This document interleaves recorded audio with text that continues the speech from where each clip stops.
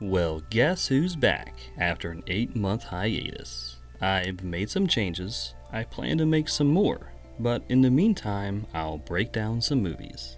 And I thought I'd pick up where I left off in my rotation with a new horror. Mimi Cave's 2022 release, Fresh. This was an all-around, well-executed bit of cinema.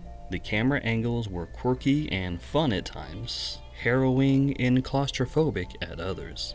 And Daisy Edgar Jones absolutely owned every scene she was in. My anxiety simmered throughout the runtime. This is a movie that's gonna stick with me for a long time. And of course, Fresh adhered perfectly to the 29-point story structure. The timestamps for each sequence can be found in the comment section if you'd like to follow along. Now, let's begin.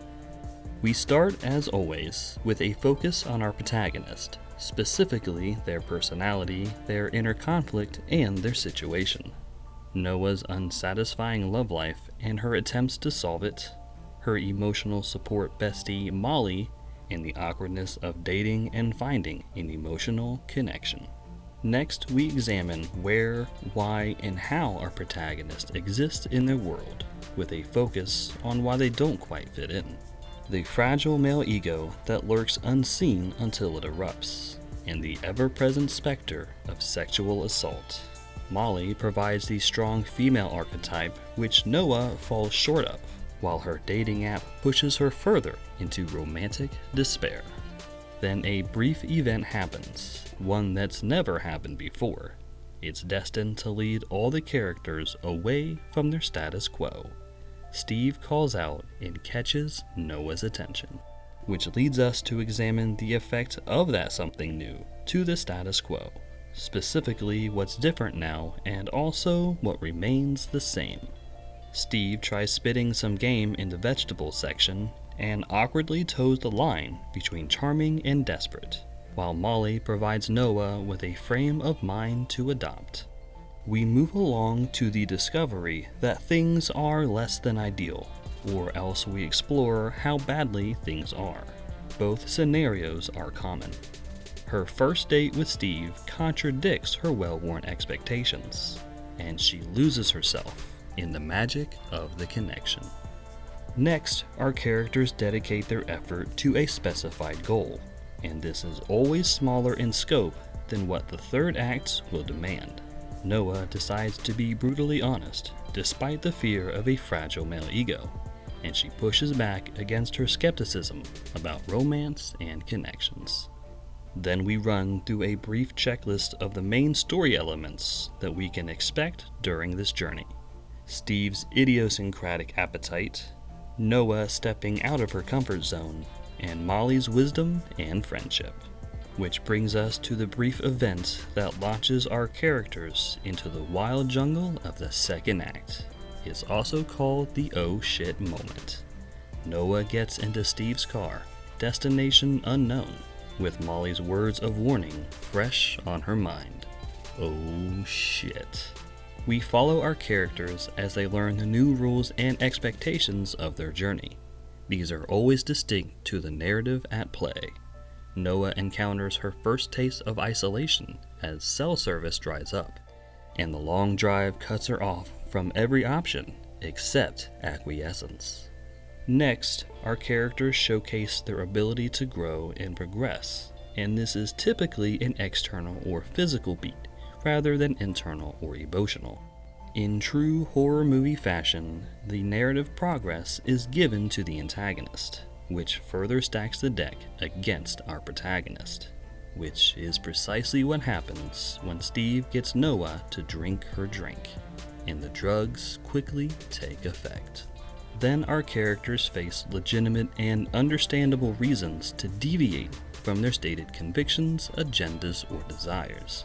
Noah's romantic entanglement hits a snag when she wakes up chained to the floor, and she's told of Steve's plan to sell her off as gourmet cutlets, while Molly is thrown off the scent of her abducted friend. We endure the anxiety as our characters face an escalation of problems and complications.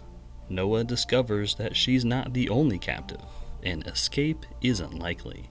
Molly's intuition uncovers some terrifying red flags, and Steve gives us a helpful montage of how his operation runs. Next, our characters evolve internally or emotionally, and they do this by using elements of the plot or story, which they've gathered and learned so far. Nora talks her way out of the room and receives a brief tour of what she hopes will be her escape route. But Steve puts her under the knife for the first time, as punishment for her failed bid for freedom. Then our journey-weary characters come to terms with their ongoing struggles. Moments and elements from the first act are used to gauge their progress. Molly retraces Nora's steps from the first act, searching for a lead on Steve's identity, while Noah finally eats and relives the flurry of romance that led her into captivity, which results in a brief event that strikes at our protagonist's core conflict. Molly uncovers Steve's true identity, and finally has a lead to find and save her missing bestie. We receive needed answers alongside our characters, which relate to both their external journeys and their internal conflicts.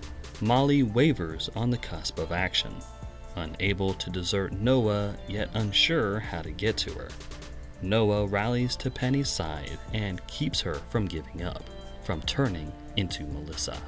Next, our characters complete their smaller scope objective, yet discover that their victory is shallow or altogether meaningless without also completing a larger scope objective. Nora pushes through her terror to manipulate her captor, but every misstep could lead to the loss of another body part. Molly tries brutal honesty to locate Noah, but it's not enough to break through Anne's resistance. Then our characters face an existential conflict that wounds their sense of self, their worldly identity, or their physical journey. Molly comes face to face with Steve and knows damn well it's him, but she catches him with Noah's phone, so Anne strikes from behind. Then Noah receives an invitation to leave her room for dinner, while Paul contemplates Molly's last known location. We celebrate with our protagonist in light of an undeniable win, which is always related to the rebirth in some way. The revelation of Anne being a former captive of Steve gives Noah a chance to escape being eaten to death, though obviously this detail is for us and not her. And Steve proves his fondness for Noah through a dark culinary montage.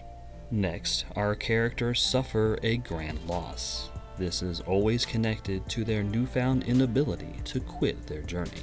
Noah learns Steve's backstory and is struck by the casual depravity of it all, then takes a big old bite of human to the delight of her captor.